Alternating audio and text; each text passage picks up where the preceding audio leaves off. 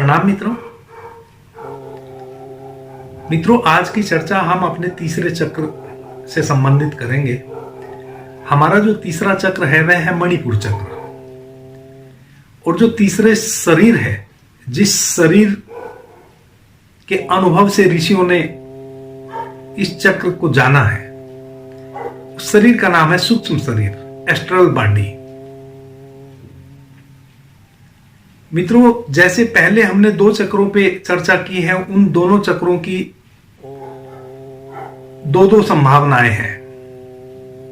एक आध्यात्मिक संभावना, एक सांसारिक संभावना, एक उत्कृष्ट संभावना, एक निकृष्ट संभावना।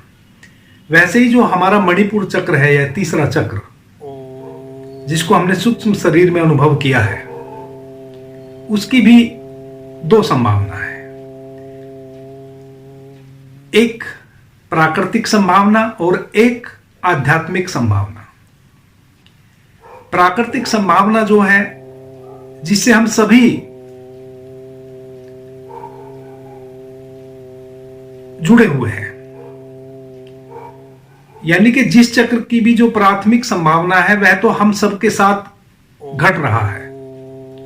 आध्यात्मिक संभावना को वह लोग उपलब्ध होते हैं जो अध्यात्म की यात्रा में प्रवेश करते हैं, जो अपने चक्र के विज्ञान को, उसके स्वभाव को समझते हैं, अपने चक्रों की एनर्जी को समझते हैं और अपने चक्रों पे ऊर्ध्व गमन के लिए ऊर्जा का उस प्रयास करते हैं। तो जो तीसरा हमारा मणिपुर चक्र है, इसकी जो प्राथमिक प्राकृतिक नेचुरल संभावना है वह है विचार। जब भी हमारे भीतर विचार उठता है, जब भी हम किसी वस्तु विशेष विषय पे विचार करते हैं, तो वह हमारे तीसरे जो चक्र है उस केंद्र से आता है। जब हम संदेह से भरते हैं तो वह भी हमारे इस तीसरे चक्र मणिपुर से ही कनेक्टेड है। यानी कि इसकी प्राकृतिक जो संभावना है वह है संदेह करना और विचार करना। अब इसको अगर हम आध्यात्मिक संभावना में देखें तो जो आपका संदेह है वह श्रद्धा में परिवर्तित हो जाता है, और जो विचार है वह विवेक में, प्रज्ञा में कन्वर्ट हो जाता है, परिवर्तित हो जाता है। सांसारिक अर्थों में विचार करना अनिवार्य है और संदेह करना भी अनिवार्य है, लेकिन इस संदेह और विचार एक खतरनाक स्थिति भी पैदा करता है। किसी भी स्थिति की जब हम अति में होते हैं तो हमारे साथ दुर्गुण इकट्ठे हो जाते हैं। जैसे विचार करना, सभी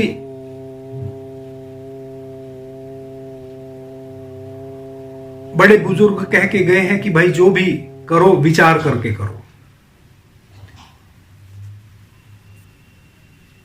लेकिन विचार की भी एक संभावना है। वह संभावना यह है कि आप हो सकता है विचार ही करते रहे,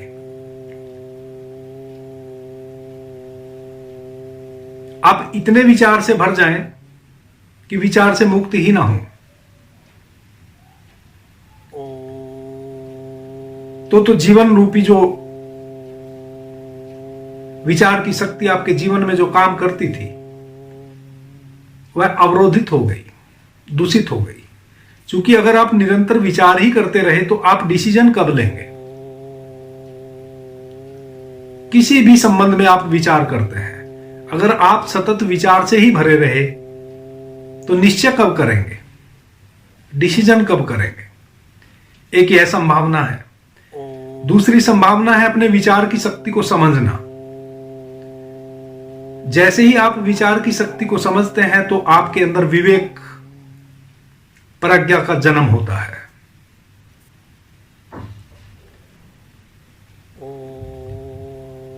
एक व्यक्ति निरंतर विचार में गति करता है, वह कोई निश्चय नहीं कर पाता है। और एक ऐसा भी व्यक्ति है जो विचार करता ही नहीं। इसका मतलब यह नहीं है कि जो विचार नहीं करता है वह विवेक को उपलब्ध हो गया है। विवेक तो विचार की सूक्ष्म घटना है। विवेक तो जब आप विचार कर करके किसी डिसीजन पे, किसी निश्चय पे नहीं पहुंच पाते हैं, यानी कि आप जिस संबंध में, जिस विषय पे विचार कर रहे हैं, आप उसकी सूक्ष्मता को नहीं देख पाते हैं कि मैं यह करूं या ना करूं।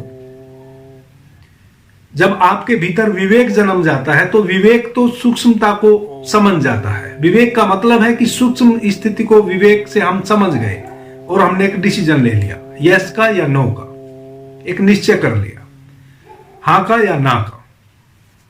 तो विचार की दो संभावना है। नीचे के तल पे दो संभावना है, ऊपर के तल पे भी दो संभावना है। तो नीचे के तल पे दो संभावना विचार की क्या है? एक तो विचार ही सतत करते रहना, किसी निश्चय पे ना पहुंचना। दूसरा विचार बिल्कुल ना करना और निश्चय पे पहुंच जाना। दोनों ही खतरनाक है। एक व्यक्ति अगर विचार में ही लगा हुआ है निरंतर सतत, वह भी जीवन का बहुत कुछ खो देगा, क्योंकि उसने कोई निश्चय नहीं किया, सतत विचार करता रहा। एक व्यक्ति जिसने विचार किया ही नहीं और आगे बढ़ गया, निश्चय ले लिया, वह भी खतरनाक है।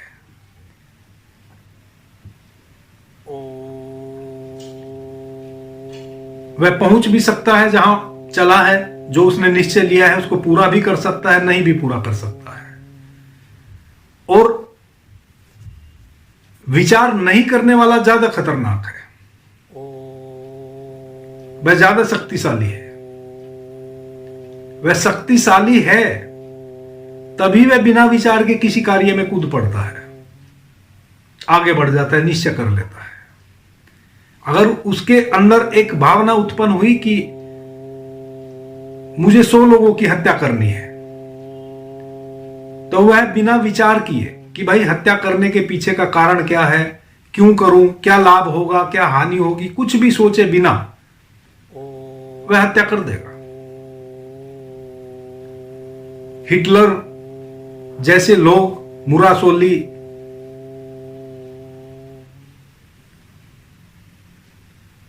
ये विचारशील लोग नहीं थे। इनके जो मन में आ जाता था वह यह कर गुजरते थे। जो ठन गया वह ठन गया। खतरनाक लोग थे। विचार निरंतर करने वाला भी खतरनाक है, लेकिन वह सिर्फ अपने लिए खतरनाक है। वह कोई डिसीजन नहीं ले पा रहा है, कोई निश्चय नहीं कर पा रहा है। उस निश्चय के उसको पर्सनली नुकसान होंगे, व्यक्तिगत नुकसान होंगे, लेकिन बिना विचार किए जो आगे बढ़ गया वह दूसरों के लिए भी नुकसान पहुंचाने का कारण बन सकता है। तो विचार की यह दो संभावना नीचे की है। विचार की जो ऊपर की दो संभावना है, जब आप ऊर्ध्व गमन करते हैं, अपने मणिपुर चक्र पे काम करते हैं, उसकी ऊर्जा को ऊर्ध्व गमन करते हैं, ऊपर की तरफ ऊर्जा को लेके चलते हैं, तो उसी विचार की दो संभावना है। पहली संभावना, आपके अंदर विवेक जन्मेगा, प्रज्ञा जन्मेगी, यानी कि सूक्ष्म चीजों को देखने की आपके अंदर दृष्टि उत्पन्न होगी, एक बात। और दूसरी बात, जब तक किसी के पास सूक्ष्म दृष्टि नहीं होगी, प्रज्ञा नहीं होगी, वह आध्यात्मिक यात्रा नहीं कर सकता है। जैसे ही आपके पास सूक्ष्म दृष्टि होगी, विवेक होगा, प्रज्ञा होगी, तैसे ही आपके लिए परमात्मा के मार्ग के दरवाजे खुल जाएंगे। दो संभावना है। विवेक जो आपके सांसारिक जीवन में भी आपको सफलता की ओर लेकर जाएगा और आपके आध्यात्मिक जीवन में भी आपके लिए परमात्मा के द्वार खोल देगा। आप प्रज्ञा से ही, प्रज्ञावान व्यक्ति ही परमात्म राह पे चल सकता है और पहुंच सकता है। जिसके पास प्रज्ञा नहीं है, विवेक नहीं है, वह नहीं पहुंच सकता है। विचारशील व्यक्ति कभी नहीं पहुंच सकता है। विवेकवान व्यक्ति, प्रज्ञावान व्यक्ति ही परमात्मा के दरवाजे पे दस्तक दे सकता है। तो यह उसकी दूसरी संभावना है।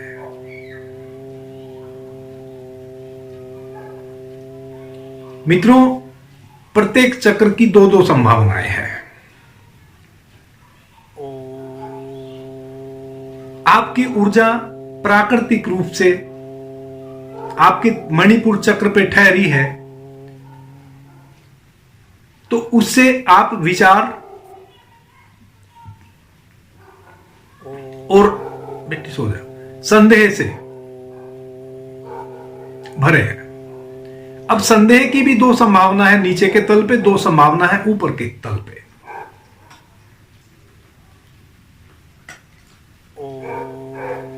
अगर आप निरंतर संदेह में भरे रहेंगे, आपके अंदर श्रद्धा नहीं जन्मेगी, तो संदेह भी आपके जीवन में बहुत बड़ी रुकावट बनेगा। आप अपने जीवन को दुखों से भर लेंगे, आपके जीवन में सुख नहीं उपज सकता है। क्योंकि संदेह, अगर निरंतर आप संदेह करते रहे, तो जो हमारी संदेह करने की आदत है, आप फिर अपनी पत्नी पे भी संदेह करेंगे, अपने बेटे पे भी संदेह करेंगे, अपने माता पिता तक पे आप संदेह करने लगेंगे। आपके पूरे जीवन में आप संदेह से इतने भर जाएंगे कि आपको हर प्रत्येक व्यक्ति संदिग्ध दिखाई देने लगेगा। और जब आप इतने अंधे हो जाएंगे संदेह में, तो आपके जीवन में दुखों का अंत नहीं रहेगा। संदेह के विपरीत श्रद्धा है। संदेह का एक और नीचे के तल पे जो प्राकृतिक संभावना है मणिपुर चक्र की, तो संदेह, एक तो आपको, अगर आप निरंतर संदेह में भरे रहे, तो संदेह आपके जीवन को दुखों से भर देगा। क्योंकि जब संदेह करने वाला व्यक्ति अपनी पत्नी तक पे संदेह करने लगेगा, अपने पिता पे, अपने बेटे पे, स्वयं के,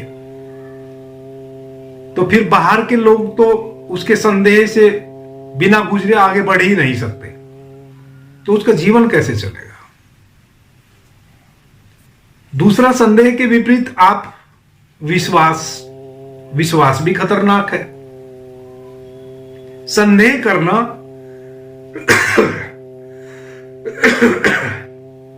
क्षमा कीजिए मित्रों, एक अर्थ तक तो जायज है।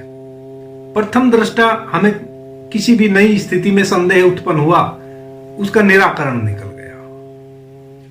लेकिन निरंतर संदेह बने रहना,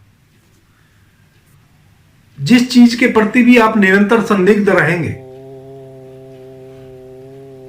आपने अपने जीवन में एक ऐसा घर बना लिया जिसमें ना कोई द्वार है, ना दरवाजा है, ना कोई खिड़की है, ना विंडो है। तो ऐसे घर को आप क्या कहेंगे? कब्र। तो आपने अपने जीवन को कब्र बना दिया। आप एक प्रकार से मर चुके। एक राजा ने एक महल बनाया और उस महल में एक भी विंडो, एक भी खिड़की, सिर्फ एक छोटा सा दरवाजा अंदर बाहर जाने के लिए बनाया, वह भी बड़ा मजबूत, ताकि भीतर महल में घुसे, उसको अंदर से बंद कर ले, उसको कोई तोड़ ना सके। और उसने अपने दूसरे राजा मित्र से बुलाया कि भाई आओ, मैं एक बहुत सुरक्षित महल बनाया हूं, कोई दुश्मन उसमें किसी भी रूप में प्रवेश नहीं कर सकता, कितना भी ताकतवर दुश्मन हो महल में प्रवेश नहीं कर सकता। पूर्ण सुरक्षित महल मैंने बनाया है और आप आए मेरे महल को देखें, मैंने कितना सुरक्षित महल बनाया है। वह राजा आया, उस राजा ने उस महल को देखा, ना कोई विंडो, ना कोई खिड़की, ना कोई रोशनदान, कुछ भी नहीं, सिर्फ एक छोटा सा दरवाजा जिससे जबरदस्ती महल में भीतर घुसा जाए। और वह राजा उस अपने मित्र राजा को उस छोटे से दरवाजे से महल के भीतर ले गया। भीतर तो सब कुछ था महल में, लेकिन दरवाजा एक छोटा सा जिसमें जबरदस्ती स्वयं ही घुसा जाए।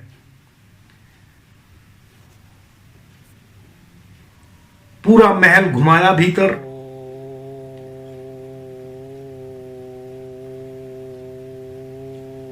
सब महल पूरा उस राजा ने निरीक्षण किया। इस राजा ने पूछा कि कैसा लगा महल, कितना सुरक्षित है, कोई दुश्मन किसी भी प्रकार से महल में प्रवेश नहीं कर सकता। उस राजा ने कहा कि एक छोटी सी चूक है। बोले वो क्या है? बोले कि वो यही है, जो छोटा सा दरवाजा है, यह थोड़ा कमजोर कड़ी है, दुश्मन इसको तोड़ सकता है। आप एक काम करें, आप भीतर महल में बैठ जाए, मैं बाहर निकल जाता हूं और इस दरवाजे को हटा के इसको दीवार से छिनवा देता हूं, तब यह पूर्ण सुरक्षित हो जाएगा। तो उसने कहा कि क्या पागलपन की बात करते हैं, फिर तो मैं मर ही जाऊंगा भीतर, कहे कि फिर सुरक्षा। तो उसने कहा कि सारी तरह तो तुम मर ही चुके हो, अब तुम जीवित हो ही कहां। आपके संदेह के इस महल में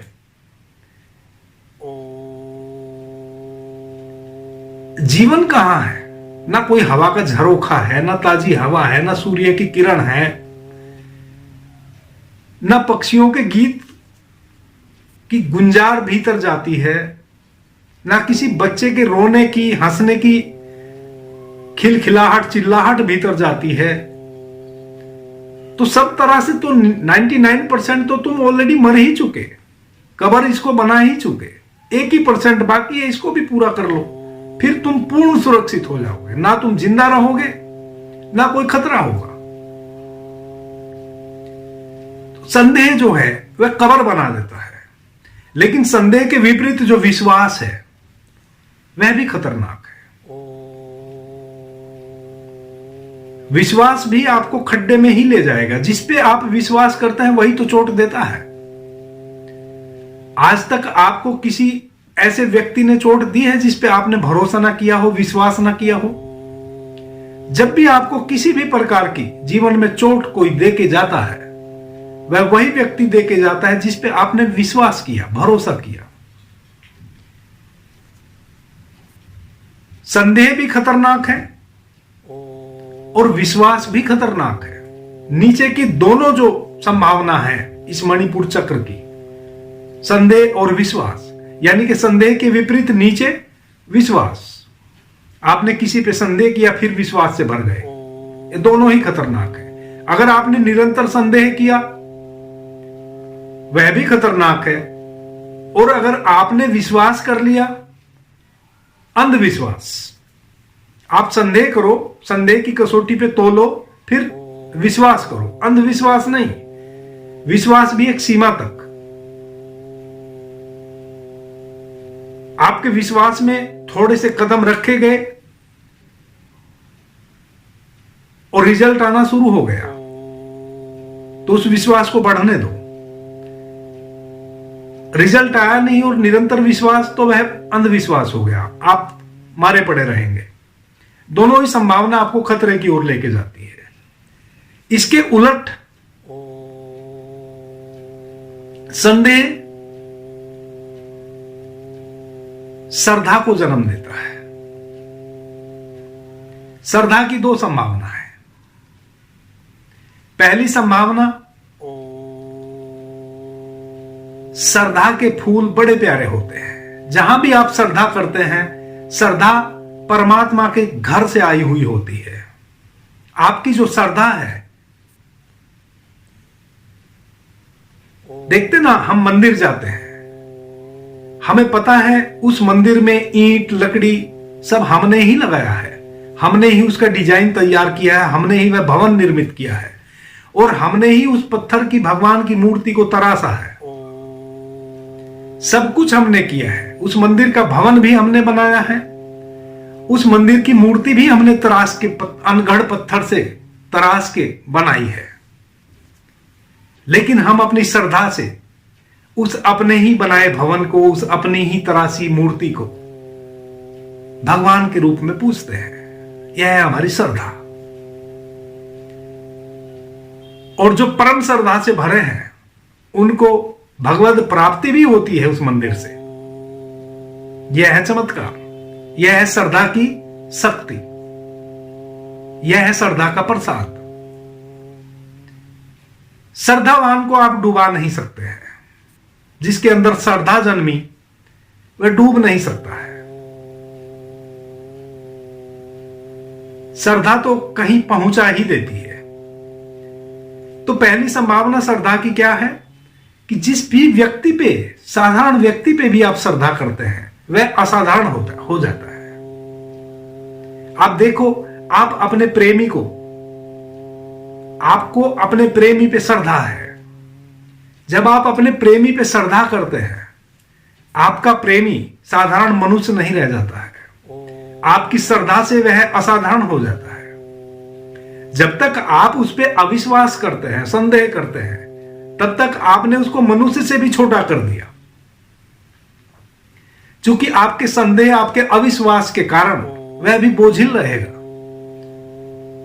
लेकिन जैसे ही आपकी अपने प्रेमी के प्रति श्रद्धा जन्मती है, तैसे ही आप उसको मनुष्य से कुछ और बड़ा बना देते हैं। अब उसकी चेतना, चाहे वह कभी चोर भी रहा हो, उसकी चेतना आपको धोखा नहीं दे सकती है, क्योंकि आपने उसको एक गरिमा दी है। आपकी श्रद्धा के कारण वह एक गरिमा से भर गया है। वह आपको धोखा नहीं दे सकता है। यह है श्रद्धा की ताकत, यह है श्रद्धा की शक्ति, यह है श्रद्धा का प्रसाद। तो इसकी पहली संभावना, जिस व्यक्ति पे भी आप श्रद्धा करते हैं, उस व्यक्ति को आप उसके व्यक्तित्व से थोड़ा ऊंचा उठा देते हैं। अब मित्रों, जब भी हम किसी को ऊंचा उठाते हैं, कम से कम वह हमारे लिए उसके अंदर जो कलुषता थी, वह कम से कम हमारे लिए उसकी कलुषता समाप्त हो जाती है। हालांकि जब हम बहुत श्रद्धा से बढ़ते हैं किसी के प्रति, उसकी धीरे धीरे क्षमा करें मित्रों, उसकी धीरे धीरे सभी के प्रति कलुषता मिटनी शुरू हो जाती है। श्रद्धा का, यानी कि आप का जो मणिपुर चक्र है, उसकी जो पहली संभावना है, उसका दूसरा परिणाम है श्रद्धा। जब भी आप किसी पे श्रद्धा करते हैं, आप उसको कुछ बड़ा बना देते हैं। आप उसको एक गरिमा नवाज देते हैं। कम से कम वह आपके साथ छल नहीं करेगा, पहली संभावना। और दूसरी, जब भी कोई कभी भी परमात्मा को उपलब्ध हुआ है, जब भी कभी कोई बुद्ध, कोई महावीर, कोई मीरा, कोई सहजो, कोई दया, कोई कबीर, कोई नानक, उस परम सत्ता को उपलब्ध हुआ है, श्रद्धा के कारण हुआ है। जिसके पास श्रद्धा नहीं है, जिसके पास विवेक नहीं है, प्रज्ञा नहीं है, वह कभी भी उस परम सत्ता को उपलब्ध नहीं हो सकता है।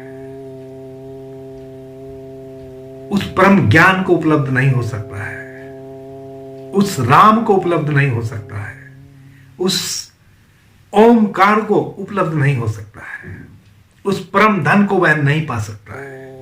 परम धन को कभी भी किसी ने पाया है, विवेक जिसके भीतर जगह है, प्रज्ञा, सूक्ष्म दृष्टि, सूक्ष्म चीजों को पकड़ने की शक्ति, क्योंकि परमात्मा तो है अति सूक्ष्म, सूक्ष्म से भी सूक्ष्म।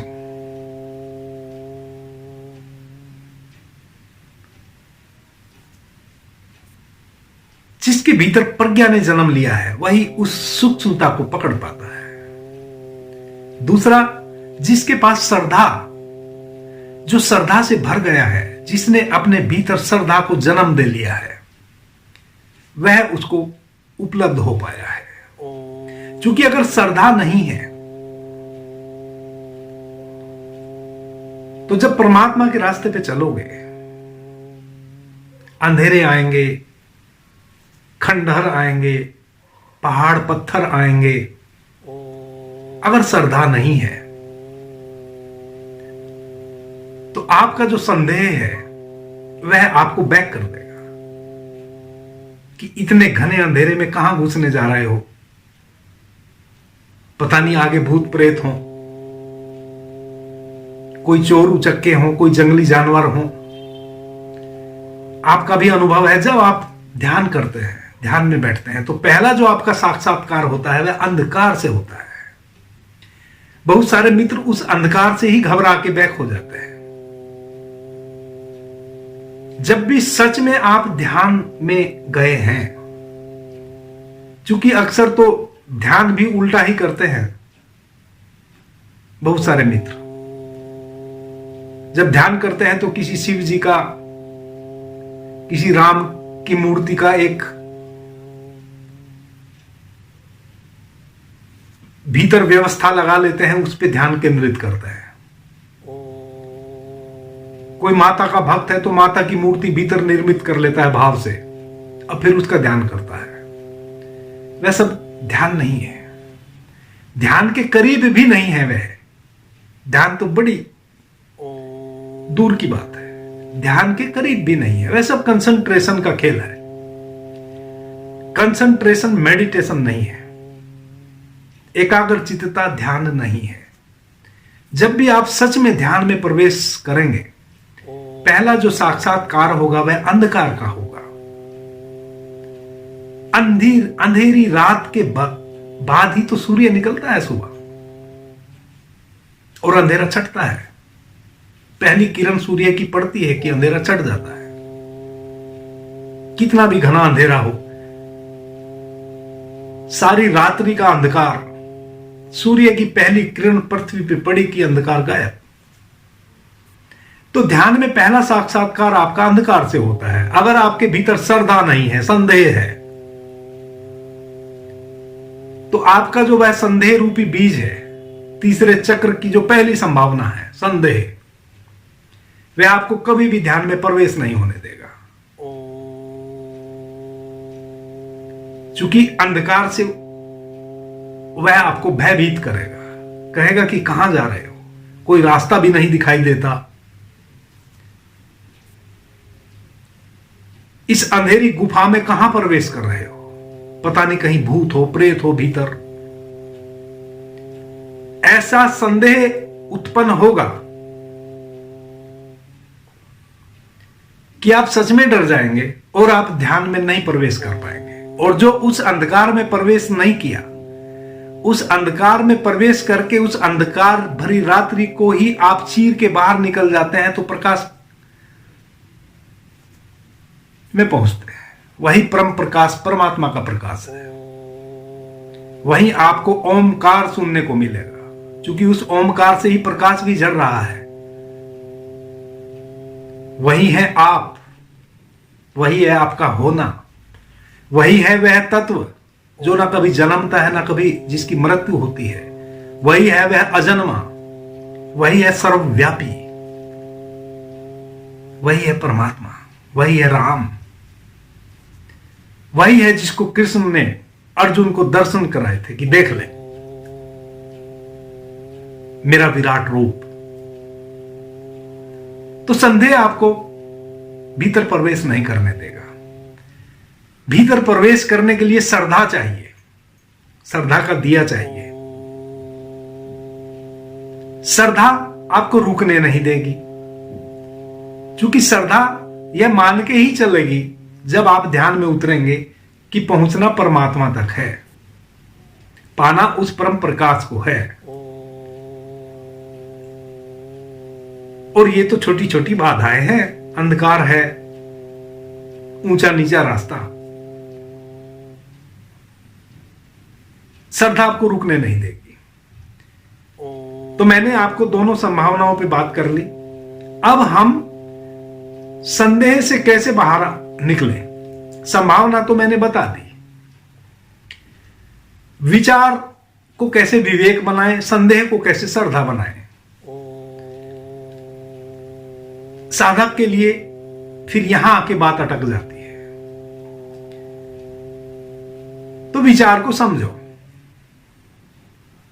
विचार उठता कहां से है। मैंने पीछे 2 चक्रों पे बात की मित्रों। आपकी अवेयरनेस ही आपको मुक्ति दिलाती है। अगर आपने विचार करना बंद कर दिया तो भी नुकसान मैंने आपको बताया है कि बिना विचारे आप जो करेंगे वह भी तो खड्डे में ले जाने वाला होगा। तो विचार की एक संभावना है कि हम विचार ना करें।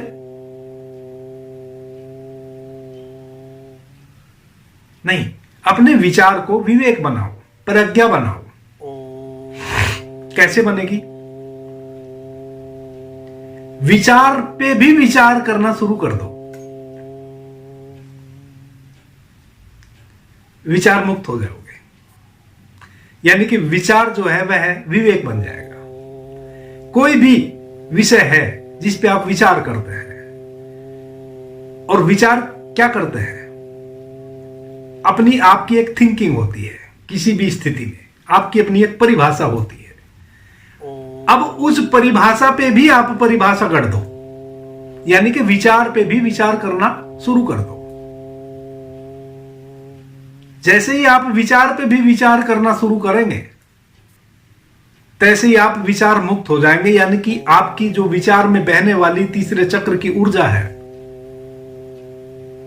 वह ऊपर की ओर उधर्वगमन कर जाएगी। विवेक का जन्म होगा, प्रज्ञा का जन्म होगा। यह है टेक्निक। वैसे ही संदेह, संदेह पे भी संदेह उठाना शुरू कर दो। भीतर एक संदेह उपजा कि यह आदमी पता नहीं चोर है कि साधु है, और निरंतर एक संदेह उत्पन्न हो गया। अब जो भीतर एक संदेह उत्पन्न हुआ कि पता नहीं है चोर तो नहीं है, तो फिर उस संदेह पे एक संदेह उठा दो कि चोर ही है भाई, ये कैसे पक्का, साधु भी तो हो सकता है। जैसे ही आप संदेह पे भी संदेह करना शुरू कर देंगे, संदेह पे जो आपकी बहती ऊर्जा है तीसरे चक्र की, मणिपुर चक्र की, वह उधर्वगमन हो जाएगी। उसका उधर्वगमन हो जाएगा, वह उसका रूपांतरण हो जाएगा ऊपर की तरफ। तो श्रद्धा का जन्म होगा। संदेह पे भी संदेह करना शुरू कर दो। जब भी कोई संदेह उठे, उस संदेह पे ही संदेह करना शुरू कर दो कि यह सही भी उठ रहा है, इसकी जरूरत भी है।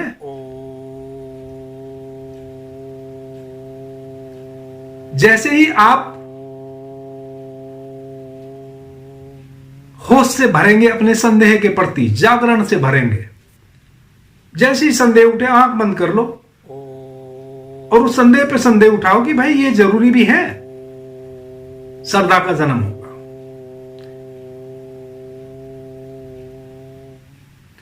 यही औषधि है मित्रों, दूसरा कोई उपाय नहीं है।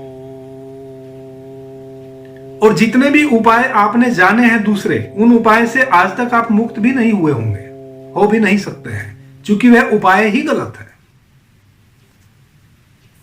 बीमारी भीतर है, औषधि बाहर की काम नहीं करेगी।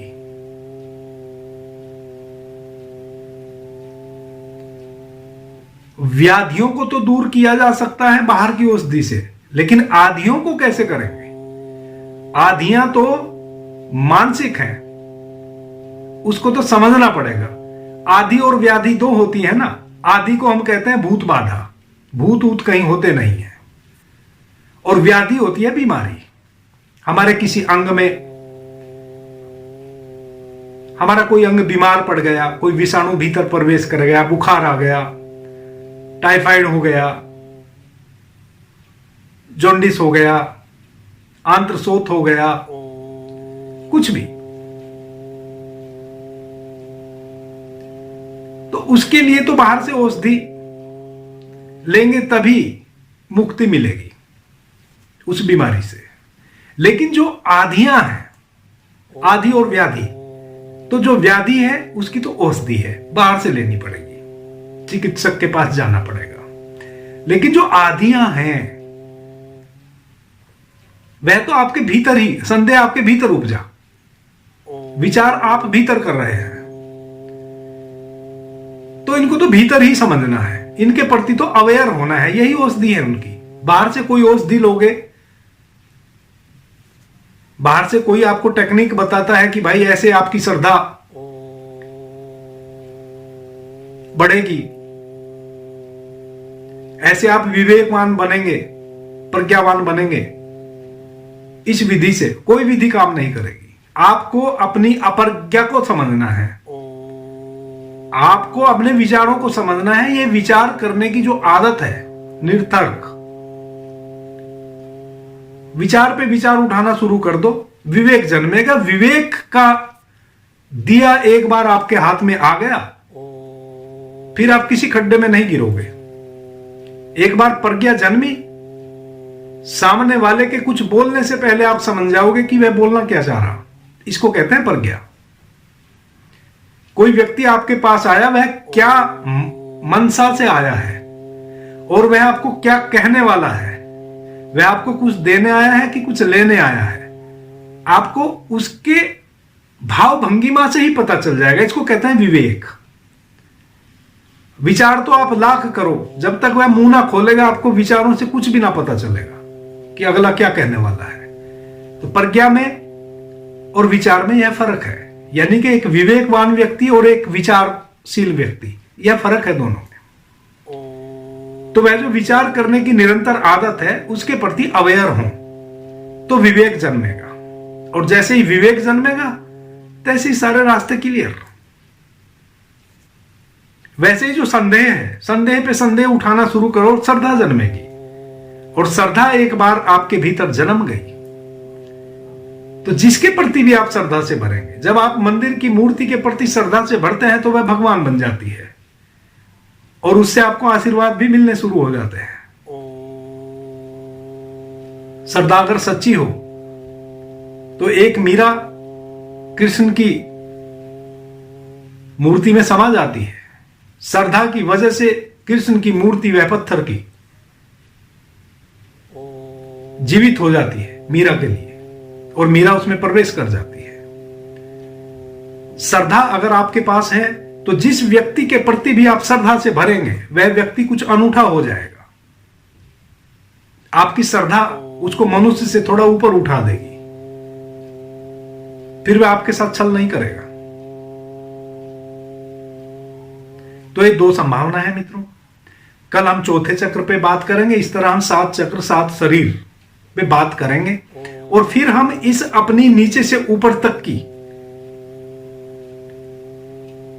जो चक्रों की यात्रा हमने की है, फिर इस ऊर्जा को हम कैसे संग्रहित करें प्रत्येक चक्र की, और कैसे अपने सहस्त्रार तक लाए, कैसे हमारा वह कमल दल खिले, कैसे हम उस परम पिता को अनुभव करें, फिर हम उसकी बात करेंगे। पहले 7 चक्रों पे बात कर लेते हैं। आपने मुझे ध्यान से प्रेम से सुना, उससे मैं बहुत अनुग्रहित हूं। सभी मित्रों को मेरा प्रणाम, धन्यवाद।